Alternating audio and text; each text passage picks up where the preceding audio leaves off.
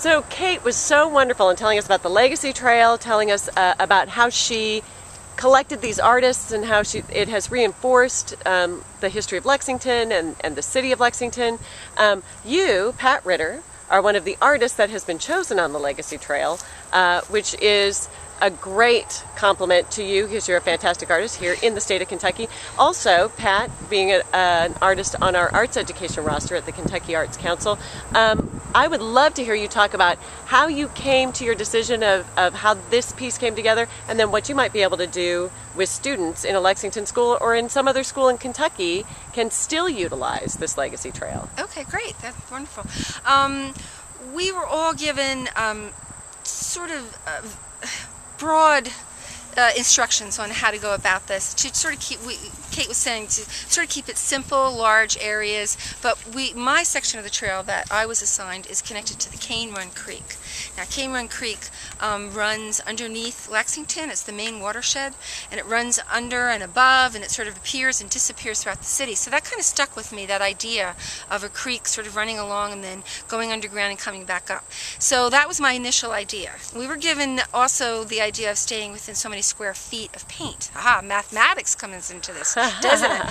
So about 115 square feet for purposes of, so they could purchase the appropriate materials. So if you want to just scan down here Let's a little take bit. a look at this design. Okay, should we walk out in the sun, or can you see that pretty well? I think we can see it pretty well, but we could also get in the sun. Okay, let's go over here, though I have been in the sun since this morning. So what I did was I gridded off a sheet. Now this was much larger, my initial design. And what I came up with was a very graphic representation, larger areas that could be completed with the special paint for painting on asphalt. This will be a graphic representation of the creek with some sandstone on either side and foliage. This is just to represent the trees in the natural area, which is all natural, but that sort of borders the creek as it runs through. These are rocks. So my idea was, here you come walking down the trail, and you would feel, by adding the shadows, give it a little bit of three-dimensionality, of you would be walking through a creek bed for a very short way. And now the creek is right here behind us, correct? Right, yes. But they were saying, the idea, this is all Lexmark land, and to keep people on the trail. So obviously, so people wouldn't have to walk over there and get into the creek bed. Yeah. This would be your experience. So let's look at this. Okay. So we saw basically what it will look like when it's done. This is where we're at in the process right now. Right, and this is 2 base coats that we had to put down first this morning. And this is the second part of the creek bed, okay?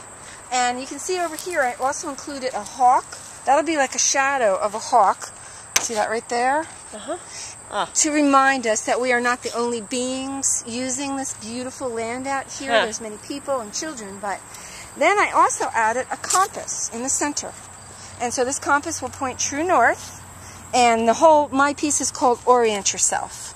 So I wanted people to be able to stand here and sort of, hopefully they'll just stop on this. I think I can walk on it now.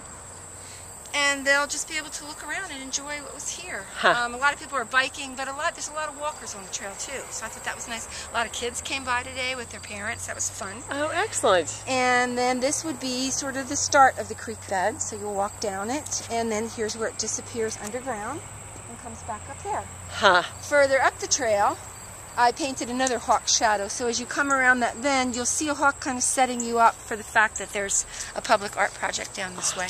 Now, you mentioned families and children, and how could you, as an arts education roster artist, link a lesson plan or a residency with students in the classroom to this Legacy Trail or to this piece of artwork? Well, I think I could just sort of repeat the project itself, using what Kate gave us in the Legacy Trail, in identifying this, dividing the students into those sections, like the economy of Lexington, the history, Cane Run Creek.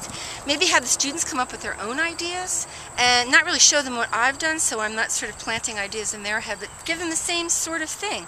And they would have to use math to learn how to grid things and how to enlarge things. That would be interesting. And then we could bring them out here to look at it, and that would be wonderful. We could have them write pieces on it. They could do little drama pieces out here, right out in the open, by being inspired by all of the different tapas designs, tapai I think it's called, on the trail.